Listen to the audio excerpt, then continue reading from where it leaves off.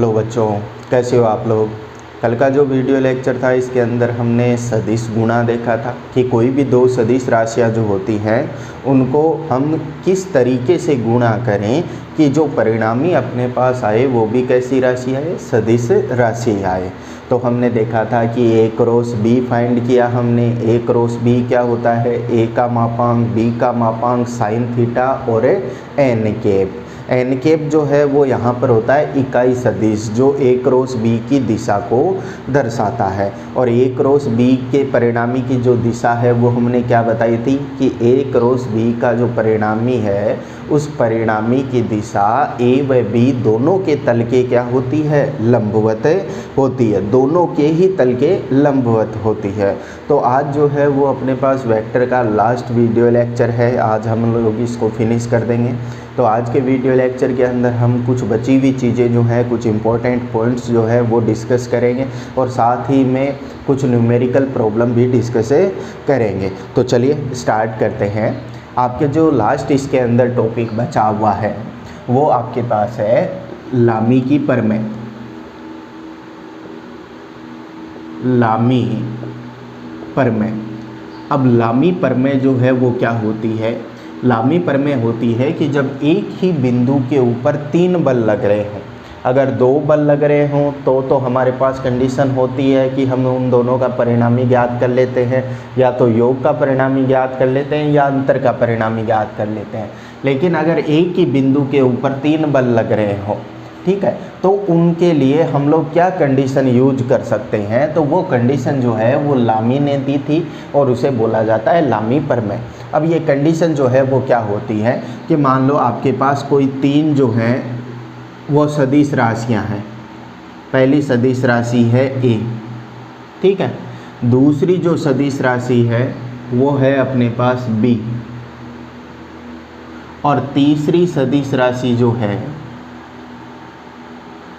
वो है सी। अब ध्यान रखना, जब हम लोग सदिशों के योग का नियम लगाते हैं तो जो त्रिभुज बनाते हैं उसके अंदर और इस त्रिभुज के अंदर क्या अंतर है कि इसके अंदर हम लोग बोल रहे हैं ए की दिशा ये रही, बी की दिशा ये रही, सी की दिशा ये रही, यानी तीनों की दिशा जो है वो क्या है, एक समान है। लेकिन उसके अंदर क्या होता है, ए और बी की दिशा तो समान होती है लेकिन सी की दिशा क्या होती है, विपरीत होती है। ठीक है, तो ये चीज़ यहाँ पर ध्यान में रखना। अब इसके अंदर अपने पास तीन जो है वो कोई भी बल आप मान सकते हो या कोई भी तीन सदिश राशि हैं वो इस तरीके से है, एक ही बिंदु पर ये आरोपित हो रही है। अब अगर मैं इस ए वाली भुजा को आगे बढ़ा दूँ, इस बी वाली भुजा को आगे बढ़ा दूँ इधर, और सी वाली जो भुजा है इसको मैं इधर आगे की ओर बढ़ा देता हूँ, ठीक है। तो मैं ए जो है, ए के ये सामने वाला जो कोण है इसको मैं ले लेता हूँ अल्फा। बी जो है, इस बी के जो सामने वाला कोण है मेरे पास इसको मैं ले लेता हूँ बीटा, और सी के सामने वाला जो कोण है ये वाला इसको मैं ले लेता हूँ गामा। ठीक है, तो मैं क्या लिखूंगा, सबसे पहली बात तो अगर तीनों एक ही दिशा के अनुदिश लग रहे हैं तो तीनों एक ही दिशा के अनुदिश लग रहे हैं तो ए सदिश प्लस बी सदिश प्लस में सी सदिश, इन तीनों का जो परिणामी है वो किसके बराबर हो जाएगा, 0 के बराबर हो जाएगा। अगर तीनों की दिशा समान है, तीनों की दिशा समान है, तो तीनों की दिशा समान है तो उन तीनों का परिणामी जो है वो किसके बराबर हो जाएगा, 0 के बराबर हो जाएगा। ये लामी प्रमेय नहीं है, ठीक है, लामी प्रमेय अभी आएगी। कि अब इसी को अगर हम लोग एक बिंदुवत वस्तु पर लगने वाले बल के रूप में व्यवस्थित कर दें, इसी को, तो इसी को अगर हम एक बिंदुवत वस्तु पर लगने वाले बल के रूप में व्यवस्थित करें तो हमने बोल दिया ये है अपने पास वस्तु, ठीक है। एक बल जो लग रहा है वो लग रहा है अपने पास इस दिशा में, इसे हमने बोल दिया P, ठीक है। दूसरा सदिश जो है या दूसरा बल जो है वो इस दिशा में लग रहा है Q, और तीसरा सदिश जो है वो इस दिशा में लग रहा है R। P के सामने ये वाला जो कोण है इसे हमने बोल दिया अल्फा, Q के सामने वाला ये वाला जो कोण है इसे हमने बोल दिया बीटा, और R के सामने वाला ये वाला जो कोण है ये हमने ले लिया गामा।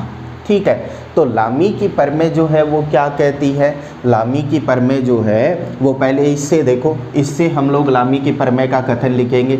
इसके अंदर अगर हम बात करूं तो देखो ये ए सदिश है, ठीक है। अगर ए सदिश के लिए ये वाली जो भुजा है आपके पास, ये वाली जो भुजा है, इस भुजा का मान हो ए, ठीक है। ये जो बी वाली है इस भुजा का मान हो बी, और सी वाली जो है इसके लिए इसका परिमाण या इसकी भुजा की लंबाई हो सी। तो मैं क्या लिखूँगा, मैं यहाँ पर लिखूँगा कि ए जो है, ए सदिश जो है, इस ए सदिश के लिए, या फिर इनको बिंदुओं का नाम दे देते हैं हम लोग, इसको नाम दे दिया ए बिंदु, इसको नाम दे दिया बी बिंदु, इसको नाम दे दिया हमने सी बिंदु, ठीक है। अब देखो हम क्या लिखेंगे कि सदिश ए, ठीक है, बटे में सदिश ए के साइड वाली भुजा कौन सी है, ए बी, बराबर सदिश कौन सा बी, बटे में बी के वाली भुजा कौन सी है, बी सी, बराबर सदिश सी और सी वाली भुजा कौन सी है, ए सी। इन तीनों का जो ये अनुपात है वो ये अनुपात बराबर होता है। ये अनुपात जो है, ये अनुपात क्या रहेगा, बराबर रहेगा। अब बात बराबर रहेगा ही अपने आप ही, क्योंकि ये सदिश है तो इसकी जो ये वाली भुजा जो है वो इस सदिश के परिमाण को प्रदर्शित करेगी। तो परिमाण को प्रदर्शित करेगी यानी इन दोनों का जो अनुपात है वो क्या रहेगा, बराबर रहेगा। अब इसी तरीके से अगर हम लामी प्रमेय के कथन को देखें तो लामी प्रमेय का कथन इससे कुछ मिलता जुलता है।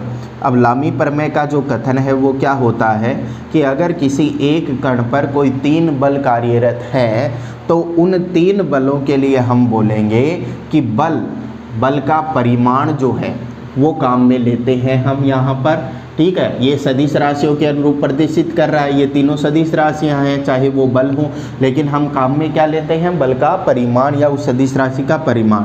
तो लामी ने क्या कहा कि सदिश राशि अपोन में उस सदिश राशि के सामने वाला कोण कितना, एल्फा, और एल्फा का क्या, साइन, ठीक है, बराबर सदिश अपोन में उस सदिश राशि के सामने वाला कोण कितना, बीटा, बीटा के लिए साइन बीटा, बराबर सदिश राशि बटे में सदिश राशि के सामने वाला कोण कितना, गामा, साइन गामा।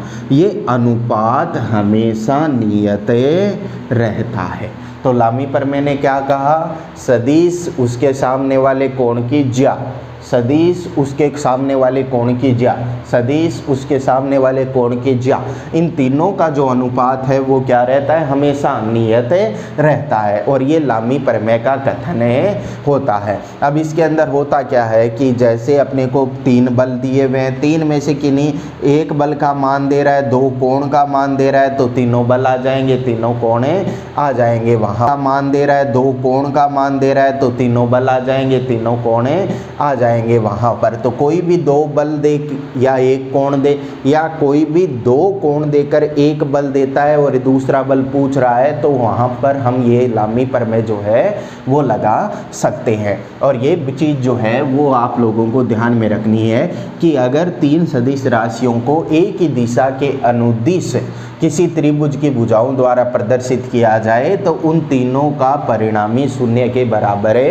होता है।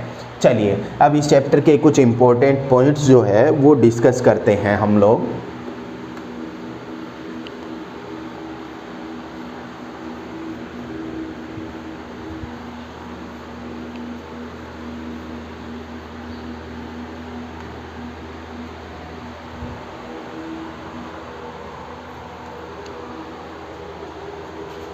इम्पोर्टेंट पॉइंट्स जो हैं उन्हें मैं नोट्स लगा कर देख रहा हूँ, समझते जाएंगे साथ साथ, ठीक है।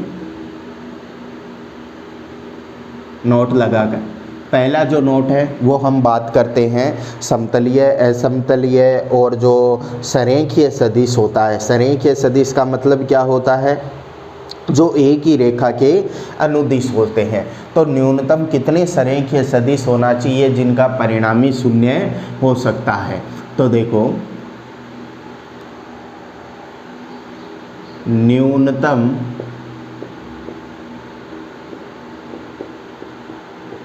2 संरेखीय सदिशों का परिणामी शून्य हो सकता है।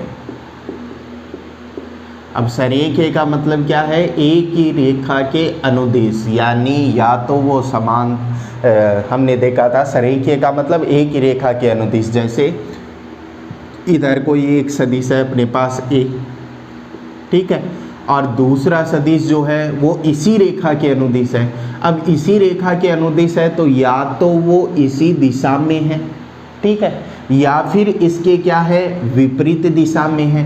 तो हम लोग जो है वो ये विपरीत दिशा वाली कंडीशन लेके चल रहे हैं कि अगर इसका परिमाण और इसका परिमाण बराबर है और दोनों की दिशा अगर विपरीत है तो इनका परिणामी क्या हो जाएगा? शून्य हो जाएगा। हम ये नहीं कह सकते कि दो सरेखीय सदिशों का परिणामी हमेशा शून्य होगा, क्योंकि हमेशा वाली बात नहीं लिख सकते, क्योंकि सरेखीय सदिश तो ये वाला भी होता है जब दोनों की दिशा समान होती है, लेकिन इस स्थिति में दोनों का परिणामी शून्य नहीं होगा। केवल कौन सी में होगा? इस वाली स्थिति में होगा। तो हम लोग कंडीशन बना लेते हैं कि हो सकता है कितने परिणामी का शून्य, कितने का परिणामी शून्य हो सकता है? न्यूनतम दो सरेखीय सदिशों का परिणामी शून्य हो सकता है। दूसरी जो कंडीशन है वो अगर हम लोग बात करें समतलीय की, जिनका परिणामी शून्य हो सकता है, तो न्यूनतम 3 समतलीय सदिशों का परिणामी शून्य हो सकता है। अब यहाँ पर भी देखना, हो सकता है यानी एक कोई स्पेशल केस है, उसके अलावा कुछ भी नहीं है। नेक्स्ट अगर हम लोग बात करें थर्ड पॉइंट की, तो अगर असमतलीय की हम लोग बात करें तो असमतलीय कितनी हो जाएंगे यहाँ पर कि 3 होती है न्यूनतम, ठीक है। तो न्यूनतम असमतलीय के लिए क्या कंडीशन बनेगी कि न्यूनतम 4 असमतलीय, यानी जो एक ही समतल में उपस्थित नहीं है, न्यूनतम 4 असमतलीय सदिशों का परिणामी शून्य हो सकता है, परिणामी शून्य हो सकता है। मैं समतलीयता की कंडीशन भी आप लोगों को बताऊंगा कि समतलीय अगर है या नहीं है ये कैसे चेक करते हैं। नेक्स्ट फोर्थ पॉइंट की अगर हम बात करें तो समतलीय हो गए अपने पास, असमतलीय सदिश हो गए। उसके बाद में आप लोगों को क्वेश्चन के अंदर लैंग्वेज मिलती है, ठीक है। यदि दो सदिश ए व बी लंबवत हैं या लंबवत हो तो ध्यान रखना हमेशा कि कभी भी आपको बोल दे कि कोई दो सदिश ए व बी अगर परस्पर लंबवत हैं, तो अगर वो परस्पर लंबवत हैं तो उन दोनों के अदिश गुणा का मान कितना हो जाएगा? 0 हो जाएगा। नेक्स्ट अगर हम लोग बात करें अब लंबवत के बाद में अगर आपको बोल दे कि यदि दो सदिश ए व बी परस्पर समांतर हैं, परस्पर समांतर हैं, तो जब ये लाइन आपको बोल दे कि दो सदिश परस्पर समांतर हैं तो परस्पर समांतर होंगे तो उन दोनों के क्रॉस प्रोडक्ट यानी सदिश गुणन का मान कितना हो जाएगा? 0 हो जाएगा, क्योंकि इसके अंदर तो कोस थीटा आता है, इसमें साइन थीटा आता है। कोस थीटा 0 कब होता है? जब थीटा का मान हो 90 डिग्री, तो लंबवत। ए क्रॉस बी के अंदर यानी सदिश गुणन के अंदर साइन थीटा आता है, साइन थीटा 0 कब होता है? जब थीटा का मान हो 0 यानी समांतर। नेक्स्ट कंडीशन की हम बात करें, 6 नंबर कंडीशन की अगर हम लोग बात करें तो अगर आपको बोल दे समतलीयता की कि कोई भी 3 सदिश जो हैं वो समतलीय एक ही समतल के अंदर उपस्थित हैं या फिर नहीं है, तो हम लोग क्या ध्यान में रखेंगे, क्या चीज़ जो है वो हम लोग ध्यान में रखते हैं कि यदि ए प्लस बी बराबर हो सी के। पहली कंडीशन तो क्या बोल रहे हैं कि ए प्लस बी बराबर हो सी के, या फिर आपको बोल दे ए प्लस बी प्लस सी बराबर हो 0। जैसी हमने अभी अभी कंडीशन देखी थी कि ए प्लस बी प्लस सी क्या हो जाए, 0 हो जाए। तब हम लोग क्या बोल सकते हैं, तब हम लोग बोल सकते हैं तब ए प्लस बी तथा सी एक ही समतल में स्थित होंगे, एक ही समतल में स्थित होंगे। कंडीशन क्या है कि या तो बोल दे ए प्लस बी बराबर सी, या फिर आपको बोल दे ए प्लस बी प्लस सी बराबर 0। तब ए प्लस बी यानी ए और बी का परिणामी और सी जो है वो एक ही समतल के अंदर स्थित होते हैं। नेक्स्ट कंडीशन की अगर हम लोग बात करें, नेक्स्ट इम्पोर्टेंट पॉइंट की अगर हम बात करें कि आपको बोल दे कि ए क्रॉस बी का मान जो है वो सी के बराबर है, ठीक है, क्या बोल रहे आपको, वो सी के बराबर है, ठीक है, क्या बोल रहे आपको ए क्रॉस बी बराबर हो सी के, क्योंकि सदिश राशि आएगी, सदिश गुणा हो रहा है तो सी जो है, जो परिणामी आया है वो सी ए व बी दोनों के तल के लंबवत होगा, तल के लंबवत होगा।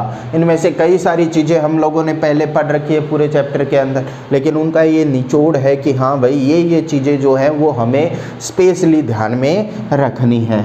नेक्स्ट अगर हम पॉइंट की बात करें, 8th नंबर पॉइंट की, तो अगर हम बोल देते हैं कि कोई भी जैसे एक बार अपने पास क्वेश्चन आता है एक इस टाइप का कि कोई दो सदिश है a बराबर 4 और b बराबर है, b का परिमाण जो है, दो सदिशों का परिमाण दिया हुआ है b बराबर है 3, ठीक है।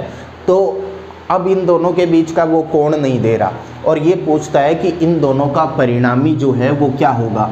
ऑप्शन आपको बोल देता है 4, 5, 1 और चौथा ऑप्शन बोल देता है 1 से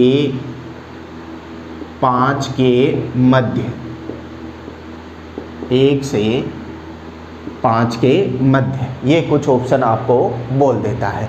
तो यहाँ पर देखो, जब तक मुझे कोण का मान ये नहीं देगा, कोण का मान नहीं देगा, तब तक मैं इन दोनों का परिणामी जो है वो ज्ञात नहीं कर सकता। तो इस तरीके के क्वेश्चन का आंसर जो है वो कैसे दें हम लोग, तो इस तरीके का क्वेश्चन का आंसर दिया जाता है कि इन दोनों का परिणामी अधिकतम कितना होगा, कब होगा, और न्यूनतम कितना होगा, कब होगा। वो इन दोनों का परिणामी जो है वो अधिकतम और न्यूनतम मान जो है उन दोनों के मध्य में कहीं पर हो जाएगा। तो अगर हम लोग दो सदिशों के परिणामी का अधिकतम मान देखें तो दो सदिशों का परिणामी जो है, दो सदिशों का परिणामी जो है वो परिणामी अधिकतम कब होगा, तो अधिकतम होगा यदि थीटा का मान कितना हो जाए, 0 डिग्री हो जाए। थीटा का मान 0 डिग्री हो जाएगा तो r का जो मान है वो क्या हो जाएगा, a का मापांक प्लस b का मापांक। ये हमने पहले डिस्कस किया है योग के अंदर, ठीक है। अब न्यूनतम मान की बात करें तो दो सदिशों का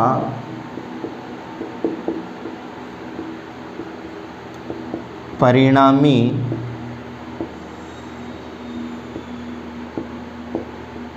न्यूनतम होगा यदि थीटा बराबर 180 डिग्री हो जाए।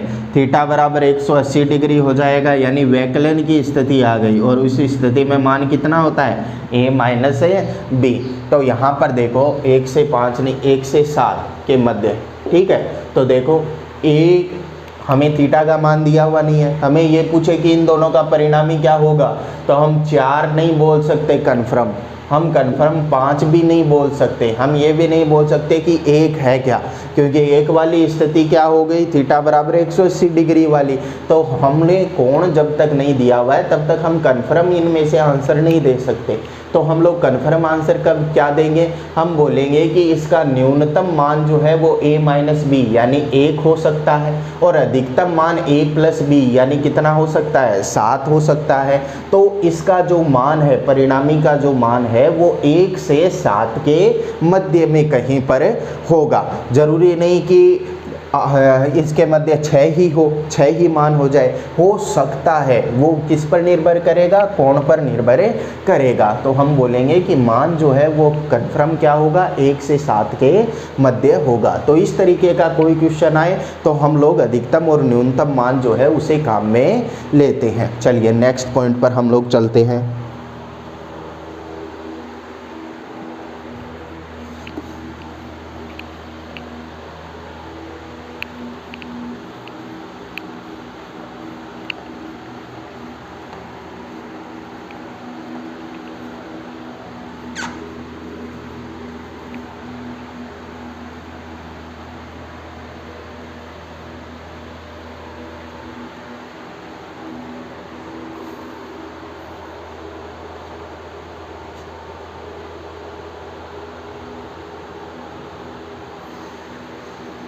दस नंबर,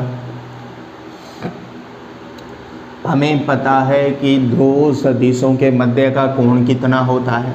तो दो सदिशों के मध्य का जो कोण है वो मध्य कोण का अगर कोस थीटा निकालना है तो कोस थीटा बराबर क्या हो जाएगा आपके पास, कोस थीटा बराबर हो जाएगा a डॉट बी अपॉन में a का मापांक और b का मापांक। ये तो हमें पता है, लेकिन यहीं से अगर हमें टेन थीटा पूछ लेता है कि दो सदिशों के मध्य कोण, और ऑप्शन के अंदर टेन थीटा का पद आ रहा हो, तो यहाँ पर अपने पास दो ऑप्शन होते हैं। ठीक है, जैसे कोस थीटा आ गया अपने पास, तो पहला जो तरीका है वो तो टेन थीटा का डायरेक्ट फॉर्मूला जो है वो लगता है। क्या होता है, टेन थीटा जो है वो क्या हो जाएगा, a क्रॉस b का मापांक बटे में a डॉट b। बोले ये तो हमने पढ़ा ही नहीं, ये आया कहाँ से। तो a क्रॉस b जो है वो देखो क्या होता है, हम इस साइड को इस साइड के इक्वल करते हैं। a क्रॉस b का मापांक क्या होता है, a का मापांक b का मापांक साइन थीटा, n कैप का परिमाण तो 1 हो जाएगा, बटे में a डॉट b क्या होता है, a का मापांक b का मापांक और कोस थीटा। a b से a b cancel out, sine theta बटे कोस थीटा क्या हो गया, टेन थीटा। तो a क्रॉस b का मापांक बटे में a डॉट b बराबर क्या होता है, टेन थीटा होता है। ये तो हो गया पहला तरीका। दूसरा तरीका जो है वो क्या होता है कि जैसे आपके पास कोस थीटा आप लोगों ने निकाला, वो सिंपल मेथड है। ठीक है, कोस थीटा आपने निकाला और कोस थीटा जो है वो आपके पास आ गया 3/4। एग्जाम्पल ले रहा हूँ मैं, कोस थीटा बराबर आ गया 3/4। अब ऑप्शन के अंदर आपको जो है वो दिया हुआ है टेन थीटा के रूप में आंसर। तो मैं कोस थीटा से टेन थीटा कैसे निकालूं, तो आपको क्या करना है, सिंपल सा एक त्रिभुज बनाना है, समकोण त्रिभुज बना लो। ठीक है, ये वाला 90 डिग्री का कोण, ये वाला हो गया कोण थीटा। अब ये देखो कि 90 डिग्री के सामने वाली भुजा कर्ण हो गई, थीटा के सामने वाली भुजा हो गई लंब, और ये क्या बन गया अपने पास है, आधार बन गया। ठीक है, कोस थीटा जो है वो क्या होता है, तो मैं अगर लाल बट्टे का करूं समकोण त्रिभुज के लिए, तो कोस थीटा जो है वो क्या होता है, आधार बट्टे कर्ण। ठीक है, तो कोस थीटा का मान है आधार बट्टे कर्ण, यानी ऊपर वाला जो है ये तो है आधार, आधार की जगह रख लो। नीचे वाला जो है ये क्या है अपने पास, कर्ण। इसको मैं ले लेता हूँ 5। ठीक है, तो ये कर्ण जो है ये कितना बन गया अपने पास, 5 बन गया। अब हमें अगर लंब की देखनी है वैल्यू, तो लंब की वैल्यू जो है वो पाइथागोरस थ्योरम से मैं क्या बता दूंगा, पाइथागोरस थ्योरम से मैं लिखूंगा कि कर्ण जो है इसका स्क्वायर बराबर आधार का स्क्वायर प्लस में लंब का स्क्वायर, यही होता है। कर्ण का स्क्वायर हो गया स्क्वायर प्लस में लंब का स्क्वायर, यही होता है। कर्ण का स्क्वायर हो गया 25, आधार जो है इसका स्क्वायर हो गया 9, और लंब का जो स्क्वायर है ये मेरे को पता नहीं है। 9 इधर चला गया, 25 में से 9 गए तो 16 बराबर लंब का स्क्वायर। तो लंब का जो मान है वो कितना आ गया अपने पास 4। अब लंब का मान 4 आ गया तो यहाँ पर रख दो। अब देखो आपको कोस थीटा का मान दिया था, आपने त्रिभुज बना लिया पूरा का पूरा। अब आपको अगर साइन थीटा पूछ रहा है तो ऑप्शन के अंदर साइन थीटा है, तो साइन थीटा क्या होता है लंब बटे करण। लंब कितना 4, करण कितना 5, तो साइन थीटा कितना हो जाएगा 4/5। अगर आपको पूछ रहा है टेन थीटा, तो टेन थीटा क्या होता है लंब बटे आधार। लंब का मान कितना 4, आधार का मान कितना 3, तो टेन थीटा कितना हो गया 4/3 हो गया। तो दो तरीके, पहला तो आप टेन थीटा का डायरेक्ट ही फॉर्मूला निकालो, ठीक है। दूसरी चीज़ ये वाली जो चीज़ है वो आपको हमेशा ही ध्यान में रखनी है, कई बार आप लोगों के काम में आएगी। जैसे कोस थीटा आपने लोगों ने निकाला, कोस थीटा निकाल लिया, कोस थीटा का मान आ गया 3/5, तो एक त्रिभुज बना लो, ठीक है। इस त्रिभुज की तीनों भुजाएं दर्शा लो। अब जरूरी नहीं कि आप त्रिभुज ऐसा ही बनाओ, आप कैसा भी त्रिभुज जो है वो बना सकते हो अपनी इच्छा से, लेकिन वो होना चाहिए समकोण। वो कैसा होना चाहिए समकोण होना चाहिए। तो 90 डिग्री के सामने वाली भुजा करण, ये आधार ये लंब। अब कोस थीटा जो है वो क्या होता है आधार बटे करण। इसका मतलब आधार का मान 3 और करण का मान कितना हो गया 5 हो गया। अब आपको लंब का मान निकालना है तो वो पाइथागोरस थ्योरम से आप लोग निकाल लोगे। फिर देखो साइन थीटा अगर निकालना है तो साइन थीटा लंब बटे करण, तो लंब बटे में करण यानी 4/5 आ गया। अब कोस अगर टेन थीटा निकालना है तो टेन थीटा लंब बटे आधार, लंब बटे आधार कितना हो गया 4/3 हो गया। हमें कोसेक थीटा निकालना है, सेक थीटा निकालना है या कोट थीटा निकालना है, वो भी यहाँ से हम लोग निकाल सकते हैं। तो अगर एक एंगल आपके पास, एक एंगल साइन थीटा हो, कोस थीटा हो या टेन थीटा हो, तीनों में से किसी एक का मान आपके पास हो तो बाकी दो के मान हम लोग निकाल सकते हैं। तो ये ज़रूर आप लोगों को ध्यान में रखना है। चलिए नेक्स्ट पॉइंट की हम लोग बात करें।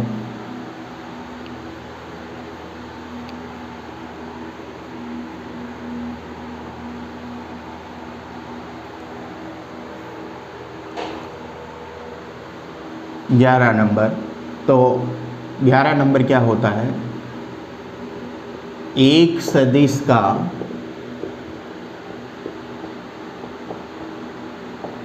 दूसरे सदिश पर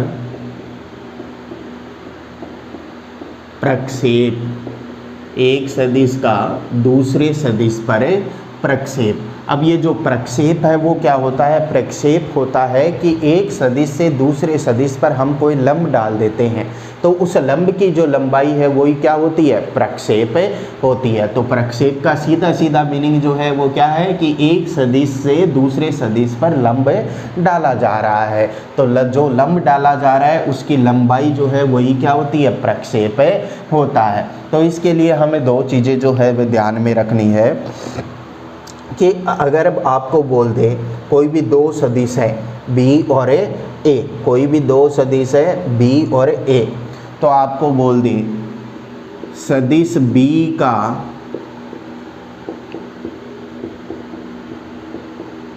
सदिश ए पर प्रक्षेप, सदिश बी का सदिश ए पर प्रक्षेप, या फिर आपको बोल दें सदिश ए का सदिश बी पर प्रक्षेप। सदिश ए का सदिश बी पर प्रक्षेप या सदिश बी का सदिश ए पर प्रक्षेप अगर आप लोगों को पूछ ले तो बी का हम लोग बोल दें तो बी की दिशा में बोल दें।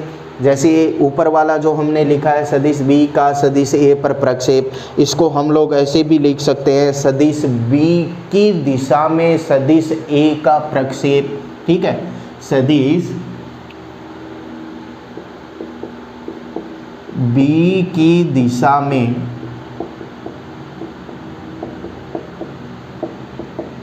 सदिश ए का प्रक्षेप, ये भी इसे बोल सकते हैं, ये ज़्यादा लैंग्वेज बढ़िया रहेगी। या फिर हम लोग इसे क्या बोल सकते हैं सदिश ए की दिशा में सदिश ए की दिशा में सदिश बी का प्रक्षेप, ये भी हम लोग बोल सकते हैं। तो अगर b की दिशा में a का प्रक्षेप देख रहे हैं और a की दिशा में b का प्रक्षेप जो है वो अगर हम लोग देख रहे हैं तो देखो क्या हो जाएगा। अगर मैं b की दिशा में a का प्रक्षेप देख रहा हूँ, b की दिशा में, किसकी दिशा में, b की दिशा में, तो जो प्रक्षेप है वो क्या हो जाएगा, a डॉट बी बटे में b का मापांक या b का परिमाण। किसकी दिशा में, b की दिशा में। अगर a की दिशा में b का प्रक्षेप पूछ रहा हूँ तो a की दिशा में यानी जो प्रक्षेप है वो कितना हो जाएगा, a डॉट बी बटे में a का परिमाण। यानी जिसकी दिशा में वो पूछ रहा है उससे क्या कर दो, यहाँ पर भाग दे दो उसके परिमाण से, तो वो क्या हो जाएगा, उसका प्रक्षेप हो जाएगा। एक एग्जाम्पल जो है वो इसका हम लोग करके देखेंगे। तो अभी आपको केवल क्या ध्यान में रखना है, b की दिशा में a का प्रक्षेप, a की दिशा में b का प्रक्षेप। और प्रक्षेप का मतलब क्या होता है, एक सदिश से दूसरे सदिश पर डाला गया लंब। ठीक है, नेक्स्ट पॉइंट की अगर हम लोग बात करें तो नेक्स्ट पॉइंट जो है वो क्या होता है कि अगर आपको दे दे कि a प्लस माइनस बी बराबर सी, यदि a प्लस बी बराबर सी दे दे, या फिर आपको बोल दे a माइनस बी बराबर सी, ठीक है, इन दोनों में से कोई सी भी स्थिति दे दे, तो a डॉट बी क्रॉस सी जो है वो कितना हो जाएगा, 0 हो जाएगा। a डॉट बी क्रॉस सी जो है वो कितना हो जाएगा, 0 हो जाएगा। अब बोले सर 0 क्यों हुआ, तो देखो a और b का परिणामी जो है वो c है, a और b का परिणामी जो है वो क्या है, c है। इसका मतलब c की जो दिशा है वो a के भी लंबवत है और b के भी लंबवत है। c की जो दिशा है वो a के भी लंबवत है और b के भी लंबवत है। जब इसे मैं सोल्व करता हूँ तो मैं लिखूँगा a डॉट b, ठीक है, और यहाँ पर क्या लिखूँगा, क्रॉस a डॉट c, यही लिखूँगा। अब c जो है वो b के भी लंबवत है, a के भी लंबवत है, c जो है वो a के भी लंबवत है और b के भी लंबवत है। तो c जब a के लंबवत होगा तो इन दोनों का डॉट प्रोडक्ट हो रहा है, तो डॉट प्रोडक्ट के अंदर अगर कोण का मान 90 डिग्री आ गया तो 90 डिग्री आने पर कोस 90 कितना हो जाता है, 0, 0 हो गया। तो a dot b cross c का मान जो है वो कितना बन गया, 0 बन गया। तो अगर a प्लस बी बराबर c हो या a माइनस बी बराबर 0 बन गया, तो अगर a प्लस बी बराबर c हो या a माइनस बी बराबर c हो तो a dot B cross c का जो मान है वो कितना हो जाएगा, 0 हो जाएगा। नेक्स्ट पॉइंट की अगर हम बात करें तो नेक्स्ट पॉइंट जो है वो हम लोग देखते हैं समतलीयता की स्थिति। ठीक है, कि कोई भी तीन सदिश जो हैं वो समतलीय है या नहीं है, समतलीयता की स्थिति। यानी हमें ये देखना हो कि कोई तीन सदिश जो हैं वो समतलीय है या नहीं है। तो मैं क्या लिखूँगा, सदिश ए बी तथा सी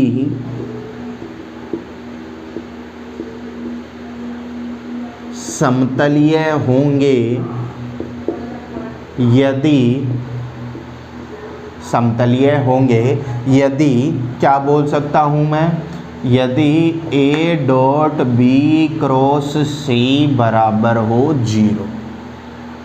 तीन सदिश समतलीय होंगे यदि a डॉट बी क्रॉस सी बराबर क्या हो जाएगा, 0 हो जाएगा। अब इसको कैलकुलेट करते समय ध्यान में रखना है, पहले आपको क्रॉस प्रोडक्ट देखना है। क्रॉस प्रोडक्ट से यानी सदिश गुणन से जो मान आपके पास आए उस मान का a के साथ करना है आपको अदिश गुणन, और उसका मान कितना आना चाहिए, 0 आना चाहिए। तो ये समतलीयता की कंडीशन जो है वो आप लोगों को ज़रूर ध्यान में रखनी है। नेक्स्ट पॉइंट की अगर हम लोग बात करें तो नेक्स्ट पॉइंट जो है वो क्या होता है कि अगर आपको कोई भी बहुत सारे सदिश दे रखे हैं और उन सभी सदिशों का परिमाण जो है वो बराबर है, मान लो आपको कई सारे सदिश जो हैं वो दे रखे हैं A1 A2 A3 A4 A5 या फिर B1 B2 B3 B5 और सब क्या जो योग है, यदि A1 प्लस A2 प्लस में A3 प्लस में AN तक, यानी n ये सदिश है और इन सभी सदिशों का योग जो है वो 0 के बराबर है। तो इन सभी का योग 0 के बराबर है, तो मैं क्या इसको कैसे रिप्रेजेंट करूं? मैं एक बड़ा सा, जैसे 5 अगर सदिश हैं तो मैंने यहाँ पर एक पंचभुज बना लिया। ये हो गया A1, ये हो गया A2, ये हो गया A3, ये हो गया A4, ये हो गया A5, ये क्या हो गया A6। अगर 6 भुजाएं हैं तो A6 तक हो गया। मैं कहूँ A1 plus A2 plus A3 plus A4 plus A5 plus A6, तो देखो सारे के सारे सदिश एक ही दिशा में है, एक ही दिशा के अंदर है। तो मैं क्या लिखूंगा? A1 प्लस A2 प्लस में A3 प्लस में A4 प्लस में A5 प्लस में A6 बराबर किसके हो जाएगा? 0 के बराबर हो जाएगा। वो त्रिभुज बनाकर हमने देखा था। अब इसके अंदर स्थिति क्या है कि अगर A1 A2 A3 सबका योग n पद है, इन n पदों का योग 0 के बराबर है, तो मैं एक n पदों वाला बहुभुज बनाऊंगा। तो किन्हीं भी दो संलग्न सदिशों के मध्य का कोण जो है वो कितना हो जाएगा? दो संलग्न सदिशों के मध्य का कोण जो है वो कितना हो जाएगा? तो ये हमें पता है, 10th से हम लोग देखते आए हैं। यदि A1 A2 A3 AN बराबर 0 तथा A1 बराबर A2 बराबर A3 बराबर AN, यानी सारे के जो परिमाण हैं वो भी क्या हों? बराबर हों, तो दो संलग्न यानी जुड़े हुए दो संलग्न सदिशों के मध्य का कोण 2 पाई बटे n होगा। 2 पाई बटे n होगा। कोई भी दो सदिश ले लो तो उन दोनों सदिशों के मध्य का कोण कितना होगा? 2 पाई बटे n। अब n जो है वो है जितनी सदिश राशियों का योग हो रहा है उनकी संख्या। जैसे 3 ही सदिश राशियां हैं तो 3 आ जाएगा, 4 सदिश राशियां हैं तो 4 आ जाएगा, वहाँ पर 6 ले रखी हैं तो यहाँ पर क्या आ जाएगा? n का मान 6 आ जाएगा। तो ये सारे आपके पास पॉइंट से जो आप लोगों को ध्यान में रखने हैं। अब चलिए इनके ऊपर बेसिस हम लोग न्यूमेरिकल प्रॉब्लम जो है वो कुछ सॉल्व करते हैं।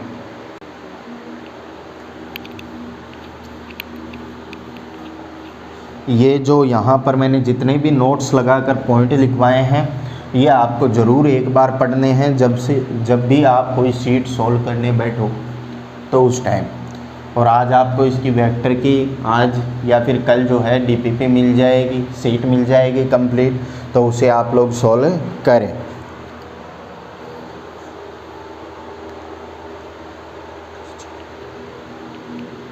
चलिए फर्स्ट क्वेश्चन जो है अपने पास, इस फर्स्ट क्वेश्चन की अगर हम बात करें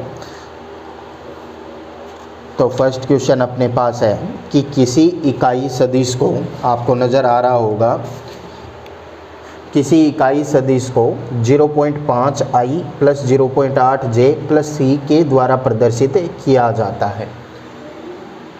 0.5i प्लस में 0.8j प्लस में c के द्वारा प्रदर्शित किया जाता है। ठीक है, 0.5i प्लस में 0.8j प्लस में c के, ये जो है ये है अपने पास कोई इकाई सदिश। तो कोई भी इकाई सदिश है उसे मैं इस तरीके से निरूपित करता हूँ। अब आपको बोल रहा है ये इकाई सदिश है और c का मान जो है वो पूछ रहा है, तो c का मान आप लोगों को पूछ रहा है। तो देखो कैसे देखेंगे, हम बोलेंगे कि अगर ये सदिश एक इकाई सदिश है तो इकाई सदिश का जो परिमाण है वो हमेशा क्या होता है? तो इकाई सदिश जो है वो दिशा को निरूपित करता है और इकाई सदिश का जो परिमाण है वो हमेशा कितना होता है? इकाई ही होता है, तभी तो उसे इकाई सदिश बोला जाता है। तो परिणाम कितना? 1 होता है। तो हमें इस सदिश का परिमाण भी 1 ही करना है। तो इस सदिश का परिमाण मैं 1 करूँगा, तो इस सदिश का परिमाण कैसे निकालेंगे? तो मैं कहूँगा अंडर रूट आई के जो गुणा में है उसका स्क्वायर यानी 0.5 का स्क्वायर, जे के जो गुणा में है उसका स्क्वायर यानी 0.8 का स्क्वायर, प्लस में के गुणा में जो है उसका स्क्वायर यानी सी स्क्वायर बराबर कितना हो जाएगा 1। दोनों तरफ का स्क्वायर कर दो, दोनों तरफ को स्क्वायर करूँगा, इनके स्क्वायर मैं अगर ओपन करके लिखूँ तो ये बन गया 0.25, ये बन गया 0.64 प्लस में सी स्क्वायर बराबर 1, क्योंकि 1 का स्क्वायर 1 ही हो गया। इधर सी स्क्वायर को रख लिया तो 1 माइनस चला जाएगा, ये इधर कितना 0.25 माइनस 0.64, तो सी स्क्वायर बराबर कितना बन गया 1। इन दोनों को जोड़ूँ तो 5 और 4 हो गए 9, 6 और 2 हो गए 8, 0.89। 1 में से 0.89 को हमने क्या किया तो ये बन गया 0.11, तो सी बराबर आ गया √0.11। ये अपने पास इस क्वेश्चन का आंसर हो गया। चलिए नेक्स्ट क्वेश्चन की अगर हम बात करें,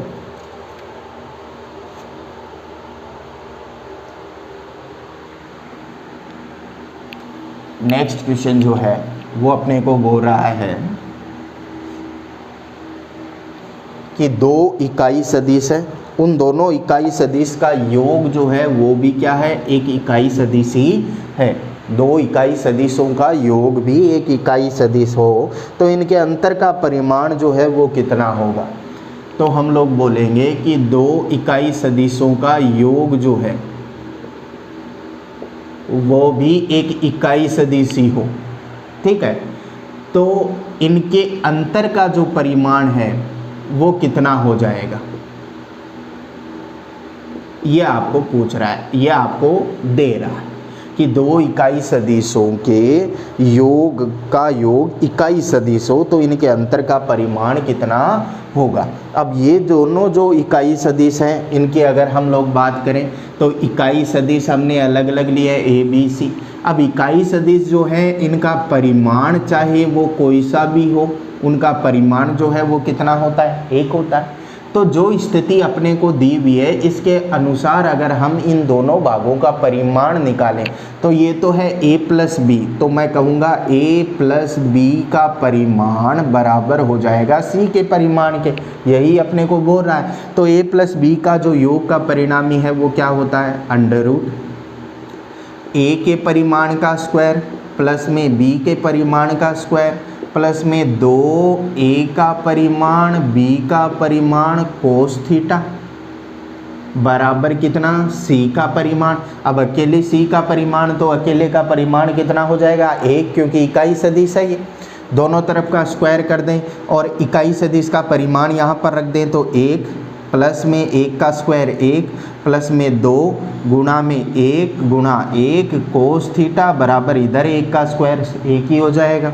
ये क्या बन गया अपने पास, इन दोनों को उधर ले जाएं तो 2 कोस थीटा बराबर 1 माइनस इधर 2 जाएंगे तो कितना बच गया -1, कोस थीटा बराबर कितना आ गया -1/2 आ गया।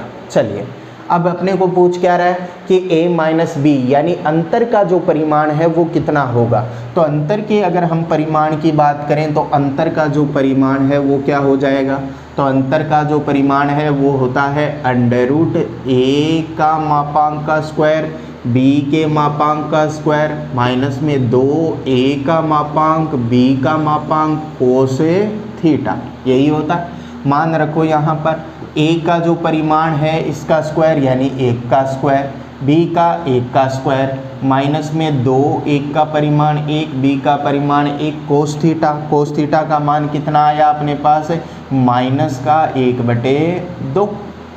देखो क्या बन गया, √1 और 1 2 माइनस में 2 गुणा में -1/2, तो माइनस माइनस जो है वो क्या हो गया +1/2, 2 से ये 2 क्या हो गया कैंसिल आउट हो गया। तो अपने पास क्या आ गया, देखो 2 प्लस में 1 यानी कितना बन गया, √, के अंदर 3 बन गया है अपने पास। तो अपना जो आंसर है इसके अंदर वो कितना आ गया √3, यानी दो इकाई सदिशों के योग का परिमाण भी अगर इकाई हो तो उनके अंतर का परिमाण कितना होता है √3 होता है।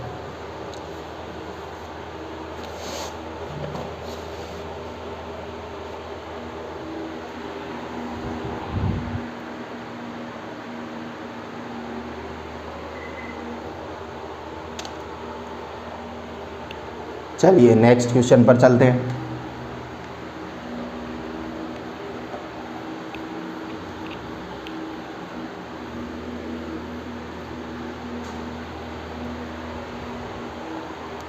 आपको बोल रहा है 3 न्यूटन व 2 न्यूटन परिणाम के दो बल थीटा कोण पर इस प्रकार कार्यरत हैं कि उनका परिणामी जो है वो आर है।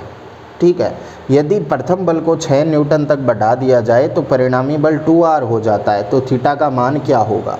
तो सबसे पहली बात जो है हमें इस क्वेश्चन के अंदर पहली लाइन जो है वो क्या बोल रहा है कि 3 न्यूटन व 2 न्यूटन के दो बल हैं और थीटा कोण पर दोनों लग रहे हैं, इनका परिणामी क्या है आर है।